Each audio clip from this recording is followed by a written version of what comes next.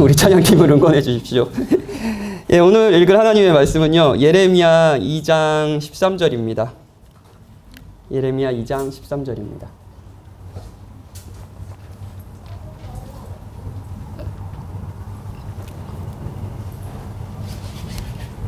한 절이니까요, 같이 읽도록 합시다. 내 백성이 두 가지 악을 행하였나니 곧 그들이 생수의 근원되는 나를 버린 것과 스스로 웅덩이를 판 것인데 그것은 그 물을 가두지 못할 터진 웅덩이들이라. 예, 뭐 계속 저와 함께 가족에 대한 성경의 가르침을 듣고 있습니다.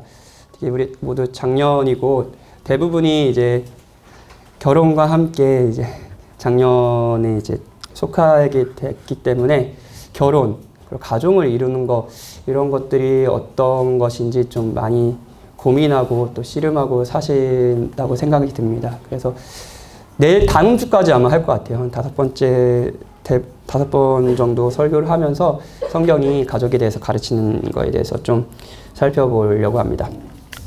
오늘 우리가 읽은 본문은 좀 예레미야서예요. 근데 언뜻 보기에는 가족과 좀 연관이 없어 보입니다. 이스라엘 백성이 빠져있는 우상숭배에 관한 이야기거든요. 그런데 하나님이 원래 의도하셨던 목적을 잃은 가족, 타락한 가족의 가장 중요한 특성이 사실은 이 가족이 아까 기도한 대로 하나님의 자리를 대체한다는 것입니다. 첫 주에 하나님이 창조세계를 이렇게 창조를 하셨잖아요. 창조세계를 보시기에 좋다고 하셨어요. 근데 유일하게 보시기에 좋지 않게 여기신 건 아담이 홀로 있는 것이었습니다. 아담이 사랑하는 존재가 아니었을 때를 보시고 좋지 않다고 하셨어요. 그래서 하와를 만들어 주셨죠. 드디어 아담이 사랑하는 존재가 됐습니다. 하나님과 같이요. 그렇죠? 그런 의미에서 가족, 사랑하는 관계는요. 창조의 완성 마지막 단계처럼 되게 영광스러운 거였습니다. 그런데 좋은 거예요. 가족은요. 여러분 좋은 겁니다. 결혼 잘하셨어요. 그래서 우리는 이 좋은 걸로 하나님을 대체합니다. 주로 우리가 우상숭배하는 그러니까 하나님 대신에 우리의 마음의 안정과 행복을 얻으려고 하는 것은 나쁜 것이 아닙니다. 대부분 좋은 것이죠. 그리고 가족이야말로 하나님이 우리에게 주신 좋은 것이기 때문에 우리는 많은 경우 다른 무엇보다도 가족을 하나님의 자리에 대체하죠. 여러분 생각해보면 우리가 하나님 대신에 마음의 위안을 삼고 뭐 미래의 소망을 두려고 하는 건 아까 다 좋은 거라 그랬어요. 그것이 뭐 직업에 의한 자아성취가 나쁜 건 아니잖아요. 그렇죠? 하나님 우리에게 직업을 주셨고요. 그 직업을 열심히 해서 자아를 성취하는 건 나쁜 일이 아닙니다. 물질적인 풍요도 나쁜 건 아니에요. 성경의 많은 구약의 믿음의 선조들은 사실 물질적인 풍요를 누린 사람들도 있습니다. 그렇죠? 사람의 인정이든 이건 뭐 대체로 다 좋은 겁니다. 하나님의 형상으로서 하나님이 좋다라고 평가한 인간이요. 그 평가를 계속 받고 싶어하는 마음, 사람들에게 좋다라는 인정을 받고 싶어하는 마음은 사실 하나님이 원래 디자인한 모습이기도 합니다. 이게 다 하나님의 선물이에요. 문제는 항상 이 좋은 것들이 하나님을 대체한다는 겁니다. 가족이 빠질 수 없겠죠? 오늘은 가족과 우상숭배에 대해서 생각해 보려고 합니다. 나 같은 죄인 살리신 아주 유명한 곡이죠.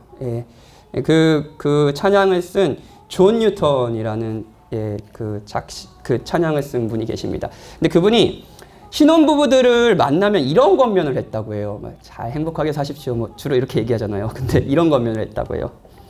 이렇게 사랑스러운 짝을 만났으니 이제 그대들의 가장 큰 위험은 너무 행복해지는 데 있습니다.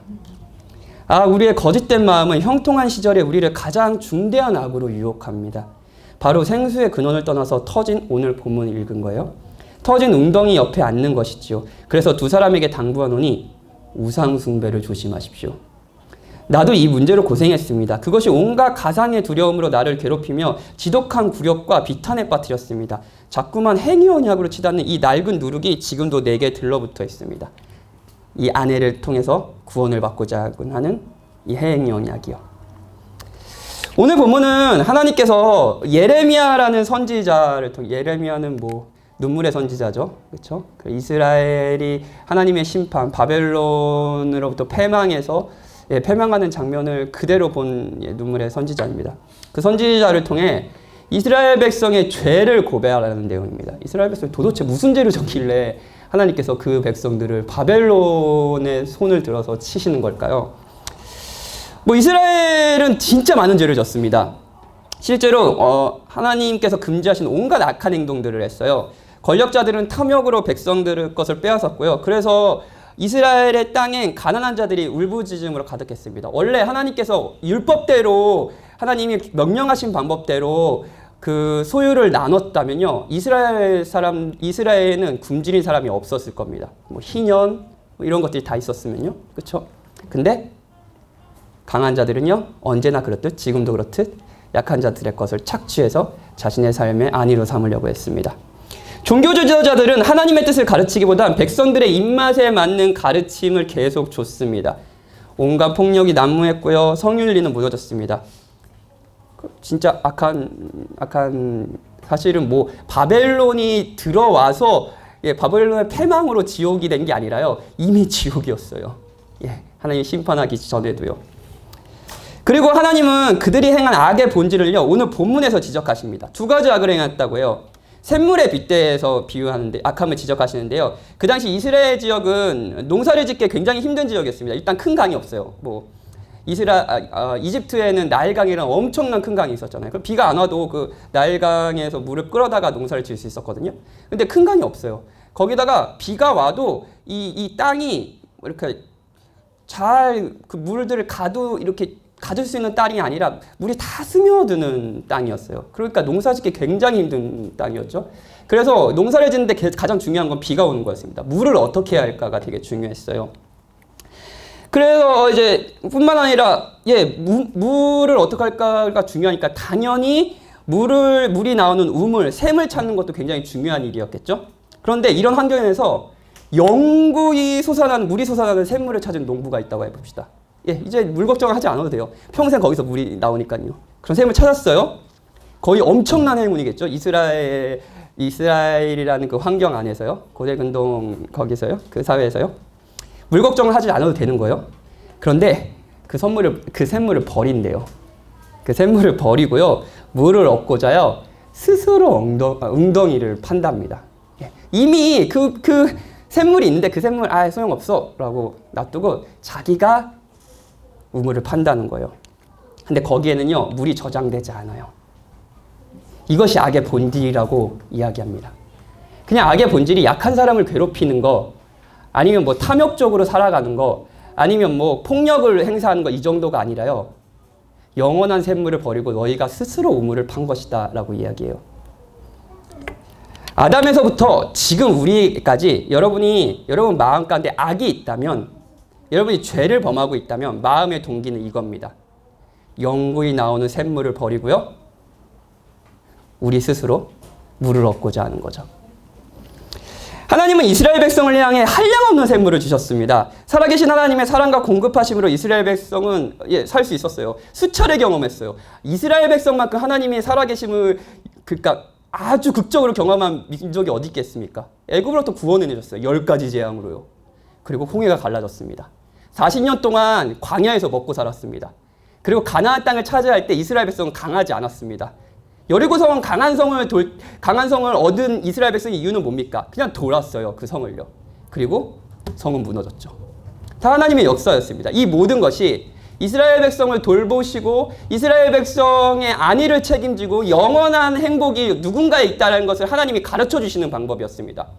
이스라엘 백성의 샘물은 하나님이었어요. 하나님이 이렇게 역사 속에서 이야기하시는 겁니다. 나에게는 너희를 위한 생수가 있다. 너의 영혼에 필요한 것이 있다. 너의 영혼을 만족시키는 것을 나는 안다. 내가 너의 영혼을 만들었기 때문이다. 나는 내가 무엇이 필요한지 정말 안다. 그게 바로 나란다. 너희들은 나로 인해 만족할 수 있고 기뻐할 수 있어. 내가 너희를 사랑하고 돌보고 있다는 것을 누릴 때 비로소 평안과 안정을 알게 된단다. 나에게 너희가 원하는 진정한 아름다움이 있어. 너희가 세상에서 바라보는 아름다움은 그저 나를 아주 조금 반영한 걸 뿐이야. 너희는 나의 아름다움을 볼 때 정말 탄성을 지를 수 있을 거야. 나는 지루하지 않단다. 나는 매일 새롭단다. 왜냐하면 나는 무한하기 때문이야. 너희들은 나로 인해 만족할 수 있고 기뻐할 수 있어. 그런데 악은 이렇게 얘기하는 거예요. 아니요. 필요 없어요. 아니요. 내 길은 내가 찾겠어요. 내 행복은 당신께 있지 않아요. 당신을 신뢰할 수 없어요. 기쁨과 만족, 새로움과 아름다움, 인정과 사랑, 평안과 안전. 그래요. 저는 그걸 원해요. 그런데 당신께 그것을 얻을 수 없어요. 내 웅덩이를 파겠습니다. 이거예요. 아담의 죄부터요. 이번 한 주 여러분과 제가 지었던 죄의 본질은 여기 있습니다. 악의 본질은요, 하나님을 버리고 하나님을 다른 것에서 찾는 겁니다. 가장 깊은 만족과 안전은 하나님에게서 찾지 않고 세상 것들에서 찾으려고 하는 것. 이것이 악이고 우상 숭배고, 무엇보다도 우리는 그것을 가족에서 찾죠.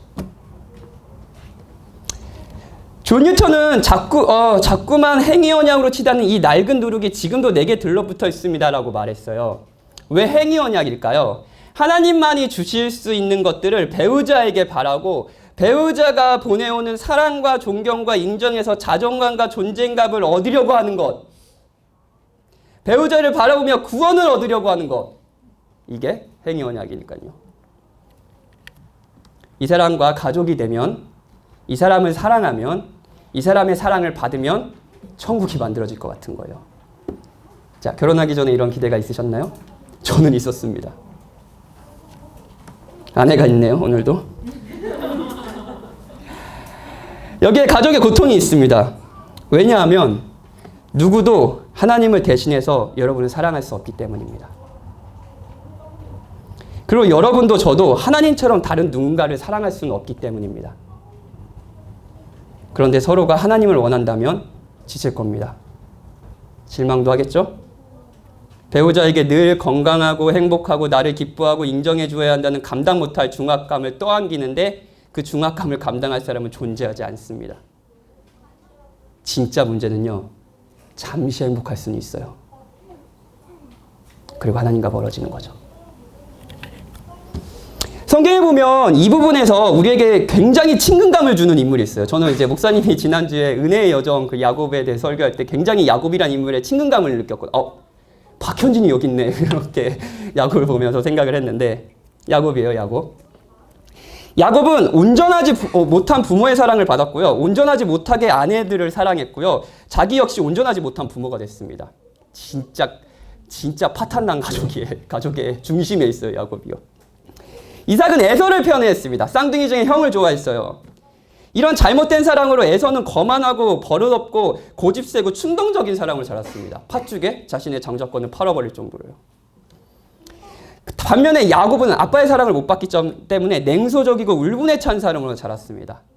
야곱이 형과 아버지를 속여서 축복을 받는 방법은 뭔지 아세요? 다들 아시죠? 형처럼 자기를 꾸미는 거였어요. 야곱이 형과 아버지를 속여서 하는 방법이 그거였어요. 그렇지 않으면 인정을 받지 못하는 거예요. 비참하지 않습니까? 결국 사실이 밝혀지고 형은 자신을 죽이려고 해요. 야곱의 인생이 거의 파탄이 났습니다. 가족과 유산을 잃었고요. 자기를 그나마 사랑하던 엄마도 이제 곁에 얻지 못하게 됐습니다. 그런데 이런 파탄난 인생을 구원해 줄 것 같은 구원자를 만나요. 라헬이에요, 라헬. 네. 정말 많이 라헬을 사랑했던 것 같아요. 그 당시 고대근동에서 결혼을 할 때 신부의 부모에게 결혼 지참금을 내는 풍습이 있었대요. 근데 이제 야곱은 돈이 없잖아요. 그래서 7년을 이제 일해줍니다. 근데 이 7년이 그 당시 일반적으로 내는 결혼 지참금 한 4배 정도 되는 되게 부당한 요구였대요. 근데 야곱은 그 7년의 부당한 노동을요, 부당한 대가를요, 며칠처럼 여기면서 열심히 일합니다. 미친 거예요. 그쵸? 예. 뭐, 사랑하니까. 청년 때 제가 이 부분을 읽었을 때 야곱이 되게 멋있어 보였어요. 와, 역시, 야곱. 예. 그리고 아마 자매들은 이 부분을 읽으면서 이렇게 나를 사랑해주는 남자를 만나야지라고 생각한 부분이 있을 겁니다. 있죠? 마음속으로 손 들어보세요. 예. 그래, 야곱, 내가 만나려면 그래도 이런 남자 만나야지. 예. 근데 성경은 그런 초점이 아닙니다. 성경은 그렇게 이상적이지 않아요. 야곱의 삶은 공허했습니다. 그는 아버지의 사랑을 받지 못했고요. 소중한 어머니도 잃었고요. 무엇보다도 하나님의 사랑과 보호는 더욱이 몰랐습니다. 그러던 차에 마음을 빼앗아간 여인이 있으니 이렇게 생각한 거죠. 그녀만 있으면 드디어 내 비참한 인생도 뭔가 제대로 될 거야. 그녀만 있으면 문제가 해결될 거야. 야곱은 하나님을 버리고 우물을 팠습니다. 그리고 그 우물은 예레미야에서 말씀하신 대로 물을 가득을 쓴 우물이 아니었죠. 다 아시는 것처럼 형을 속여 축복을 받았던 교활한 야곱은요, 사랑에 눈이 멀어서 라반에게 속아 자신이 하룻밤을 보낸 여인이 라헬이 아니라 레아였다는 것을 알게 됩니다. 아침에 발견해요. 그래서 삼촌을 쫓아가서 따져요, 라반에게. 외삼촌이 어찌하여 내게 이같이 행하셨습니까? 막 거의 분노가 하늘을 찌르는 화가 났어요. 라헬이 아니니까요. 그렇죠? 이거 근데 그때 목사님은 설교하신 레아로서는 굉장히 슬픈 일 아닌가요? 자기 남편이 자기 여동생을 너무너무 좋아하는 것도 슬픈 일인데 아침에 일어나자마자 자기를 보고 기겁하면서 아빠한테 화를 내고 있어요. 야곱 나쁘죠? 라반도 나쁘고요. 그리고 우리도 나쁩니다. 무슨 말인가 싶죠? 왜냐하면 우리도 이런 경험이 있기 때문입니다. 우리의 아내가 바뀌지도 않았고 남편이 바뀌지도 않았습니다. 아직 사랑에 빠져 있는 분들이 있을 거예요. 사랑에 빠진 분들, 화이팅! 열심히 사랑하세요. 열심히 사랑하시고요. 그런데 남편과 아내에게 냉담해진 분도 계실지 모르겠습니다. 냉담해진 거예요. 결혼이 다 그렇지 뭐. 그냥 애가 있어서 사는 거지 뭐. 목사님 우상 숭배요? 그거라도 했으면 좋겠습니다. 저 화상이 무슨 우상 숭배예요? 여러분도 야곱과 같이 아침에 일어나니 레아를 본 겁니다. 물론 여러분의 아내와 남편은 바뀌지 않았어요. 같은 사람이에요.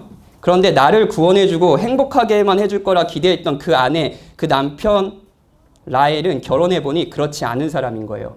레아인 거예요. 와, 레아야!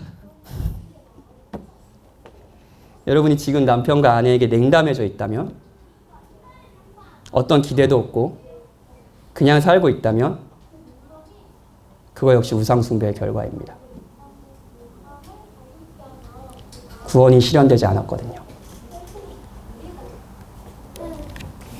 여러분이 지금 가지신 냉담함이 기대의 좌절이라면, 그리고 그 기대가 가족을 통한 구원이라면, 행복이라면, 지금 가지신 냉담함은 다시 한번 말씀드리지만 우상숭배의 결과입니다. 가족밖에 모르거나, 팀켈러 목사님은 이렇게 얘기해요. 여기 원래 가족이 아니라 사랑이었는데 가족으로 바꿀게요.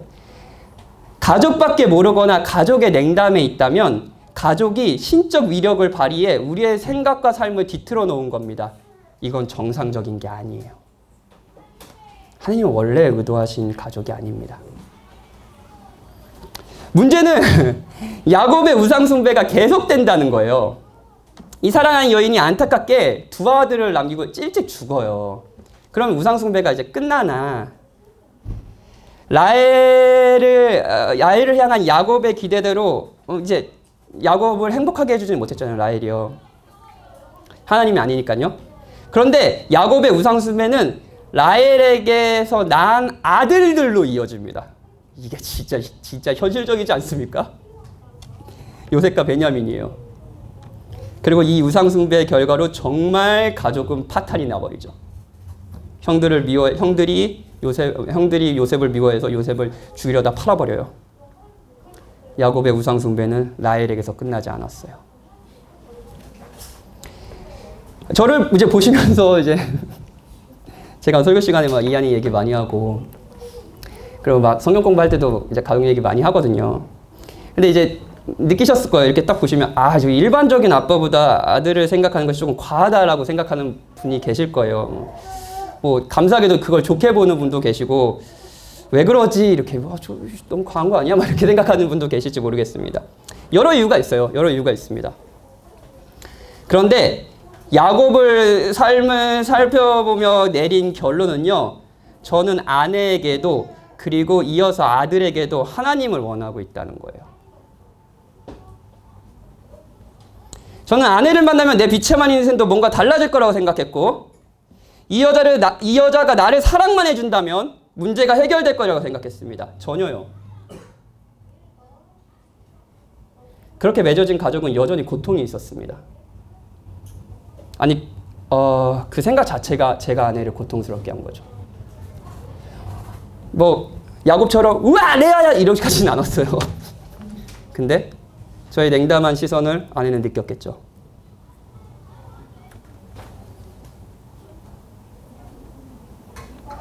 근데 지금은 이 아이가 내 비참한 인생에 뭔가 제대로 해줄 것이라는 생각을 하고 있는지도 모르겠습니다.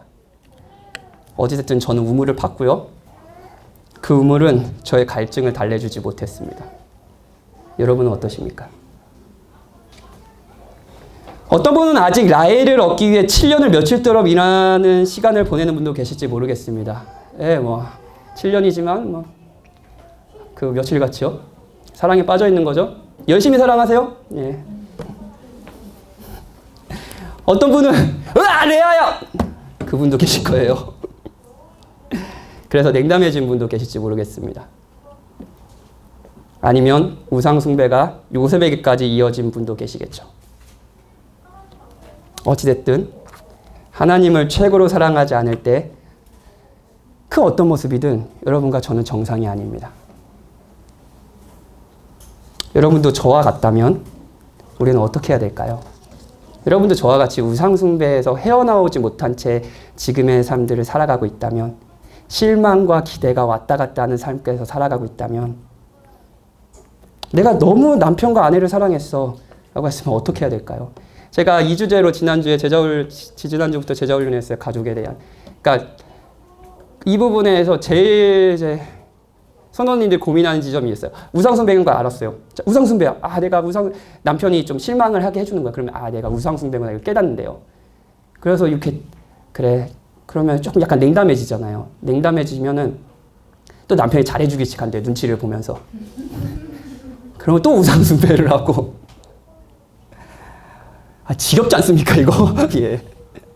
그래서 목사님 둘 중에 어떻게 해야 됩니까? 그러는 거예요. 그래서 저 뭐라 그랬겠어? 하나님을 바라봐라. 어떤 분은 이렇게 생각할 수 있겠어요. 내가 너무 사랑하는 것 같아요. 조금 덜 사랑하겠어요. 이건 좋은 해결책이 아닙니다. 여러분과 제가 잘못하고 있는 건 하나님을 향한 너무 작은 사랑이지 인간을 향한 후한 사랑이 아니에요. 답은 하나님을 더 많이 사랑하는 겁니다. 역설적에도 가족을 많이 사랑하는 방법은 가족을 가장 사랑하는 것이 아니라 하나님을 더 많이 사랑하는 겁니다. 가족이 최우선이 아님을 깨닫게 되는 거예요. 가족이 너무 크지도 않고 너무 작지도 않은 작지도 않은 기대를 하는 거예요. 뭐하죠? 그게 도대체 뭐냐고요? 저한테 계속.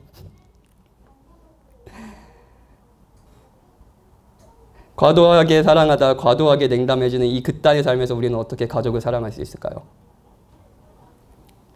하나님이 여러분을 사랑하셨다는 걸 아는 거예요. 성경 곳곳에서 하나님은 자신의 신랑으로 묘사합니다. 그렇죠? 자신의 백성을 신부로 묘사하고요. 이 묘사가 가장 극적이고 이 정도까지 하는 장면은 어디에 나오냐면 호세아서에 나옵니다. 하나님께서 이 선지자에게 고멜이라는 여인과 결혼을 하도록 명하셨어요. 고멜은요, 호세아를 떠나 외도를 일삼는 음란한 여인이었습니다. 하나님을 떠나 다른 우문을 파는 이스라엘 백성. 그렇죠?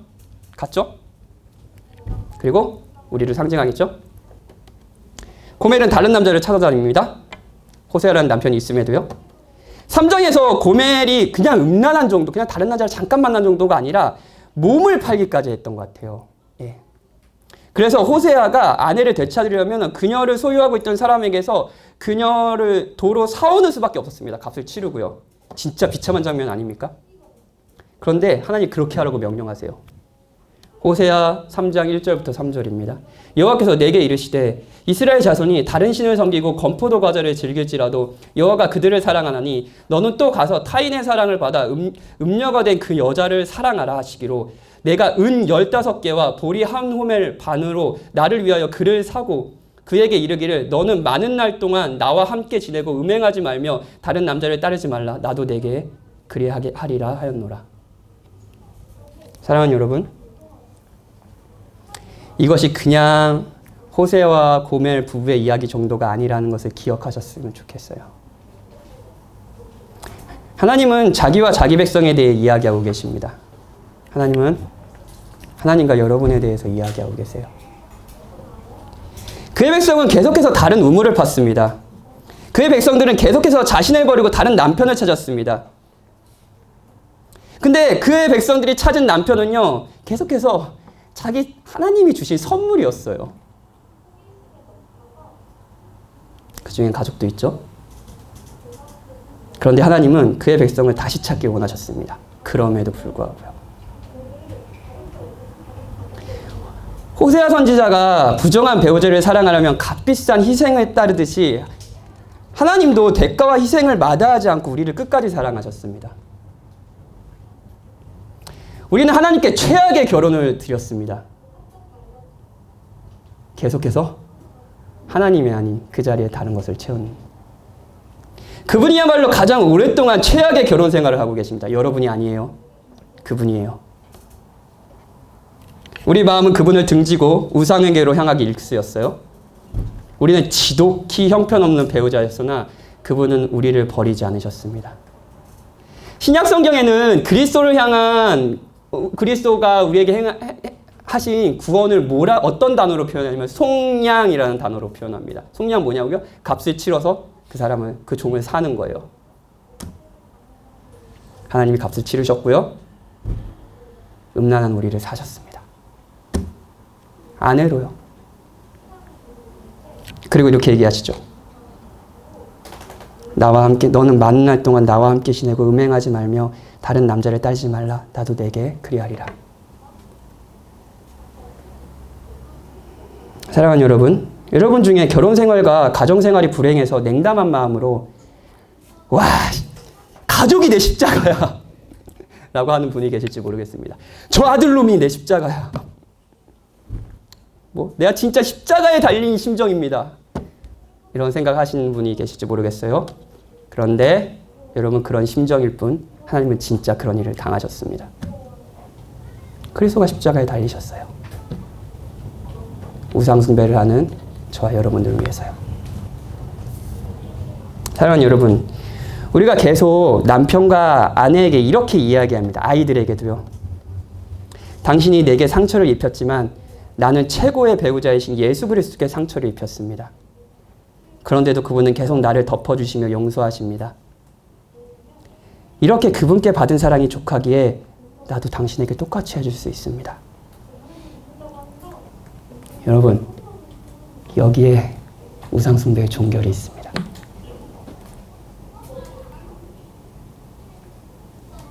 우상숭배적인 우리의 삶이 이 순간 우리에서 죽습니다.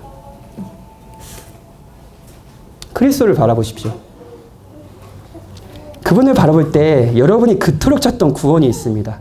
여러분은 그분께 가면, 말씀드릴게요, 목마르지 않습니다. 더 이상 다른 것에서 하나님을 찾지 않을 겁니다. 그리고 사랑하게 되겠죠.